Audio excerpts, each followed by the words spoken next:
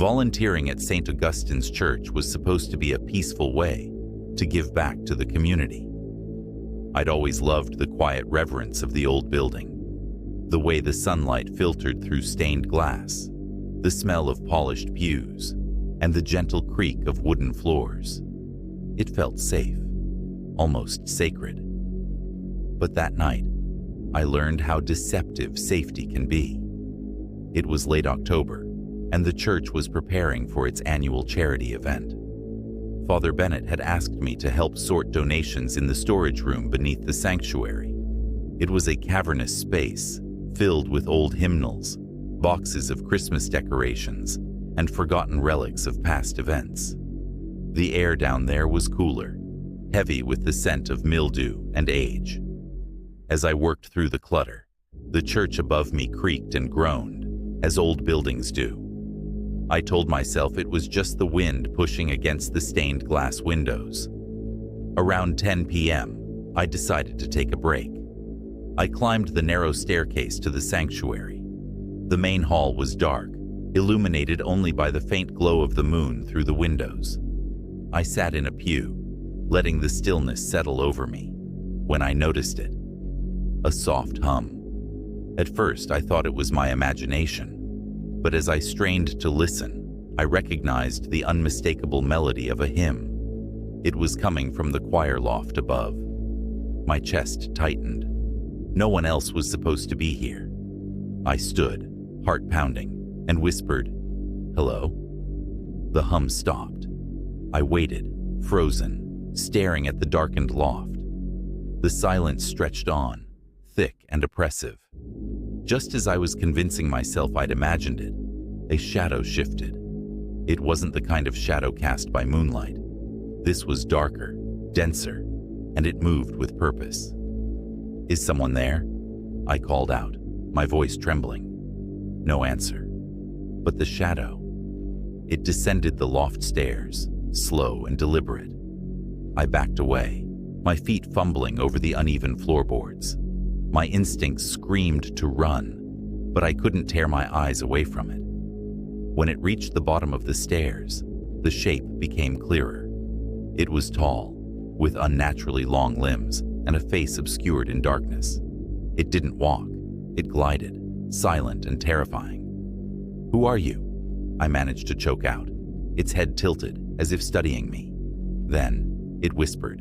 No, it rasped, a single word. "Leave." The sound cut through me, sharp and cold. My legs finally obeyed, and I turned, sprinting toward the exit. As I ran, the air grew heavier, pressing against my chest. The church seemed to stretch, the doorway impossibly far. When I finally burst outside, the night air hit me like a slap. I stumbled to my car, shaking, and drove home without looking back.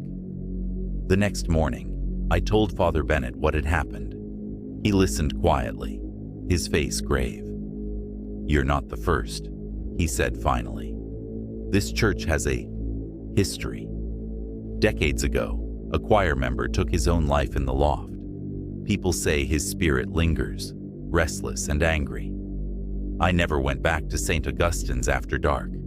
And even now, years later, I avoid old churches, afraid I'll hear that hum again, or see that shadow gliding toward me. Some places aren't meant to feel safe. Some places are just meant to be left alone."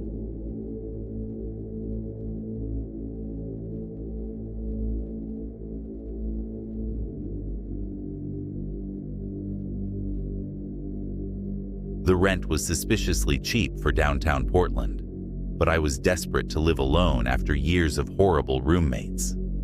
That should have been my first warning about the apartment, but I ignored my gut feeling. I wish I hadn't. The first week was normal enough. The old building had its quirks: creaky hardwood floors, rattling pipes, the occasional draft. But on day 8, things changed. I woke at 3 a.m. to the sound of fingernails scratching inside my bedroom wall. Not mice, not rats.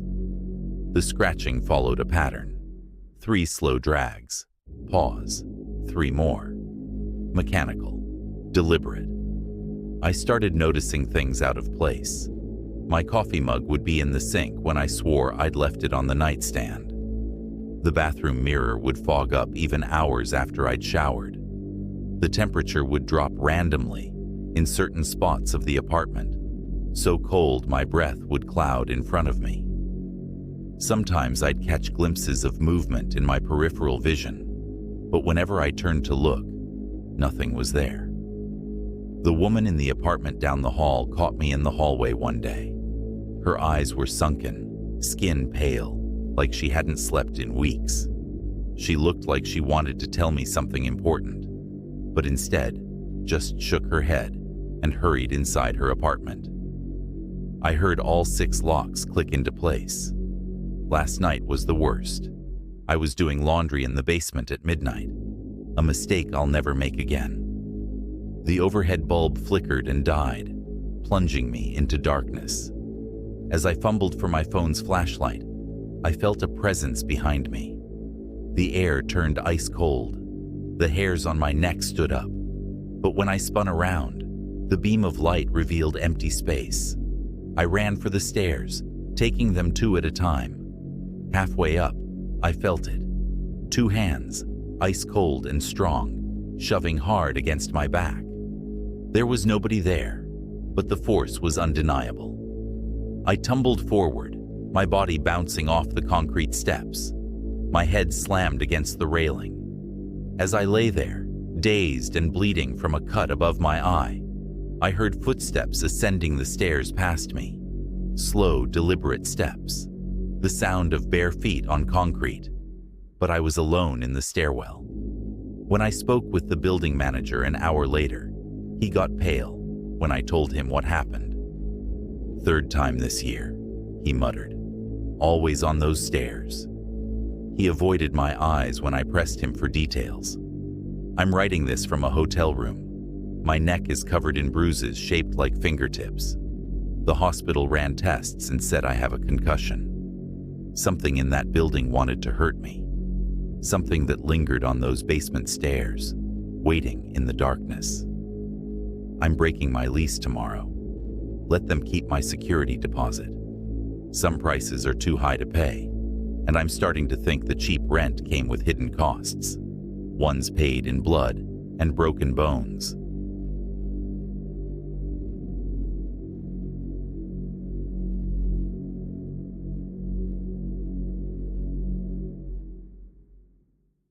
I never believed in ghosts until I started working security at the local hospital.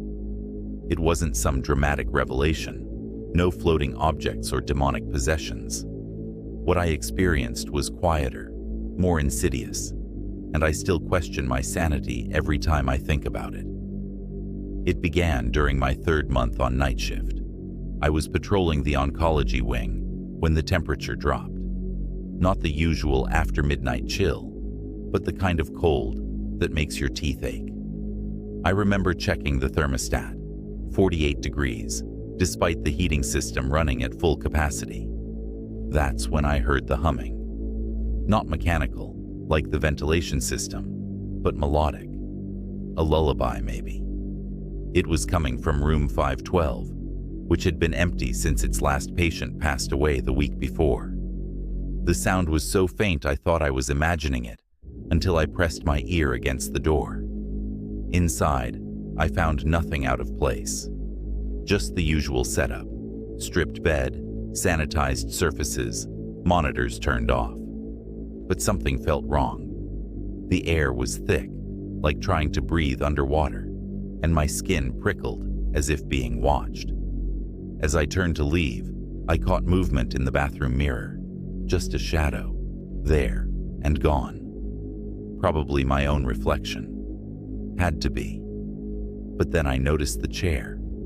A standard hospital recliner, the kind they keep for family members.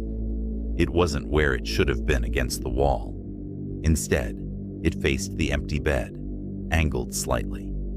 I started noticing other things during my shifts. Call buttons lighting up in vacant rooms. Charts appearing on beds that should have been empty, only to vanish when I looked again. The night staff began avoiding the 5th floor after midnight. They never said why, but I saw how they'd take longer routes to avoid passing 512. Last week, I was reviewing security footage from my shift. Standard procedure, mostly boring stuff. But at 3:47 a.m., something caught my eye. The camera outside 512 showed a woman sitting in that chair, which was now in the hallway. She was bent over, stroking the air as if comforting someone. When she looked up at the camera, I recognized her. Mrs. Chen, the patient who died in that room. The timestamp matched the exact moment of her death, a week earlier. I quit the next day. Couldn't handle knowing what I might see on next week's footage. But sometimes, late at night, I still hear that lullaby. And when I pass by hospitals, I always wonder about the things their security cameras record in those quiet hours before dawn, when the veil between worlds grows thin. They're real, these moments when reality slips. Not dramatic, not violent, just quiet reminders that we don't understand everything about this world. And maybe that's what terrifies me most.